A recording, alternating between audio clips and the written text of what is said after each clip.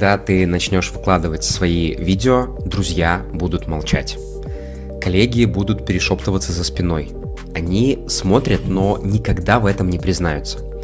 Потом появляются тихие фанаты. Люди, которые втайне восхищаются тобой. Которые сами мечтают о смелости делать то, что делаешь ты, но слишком боятся об этом сказать. Знаешь, кто будет радоваться громче всех? Незнакомцы.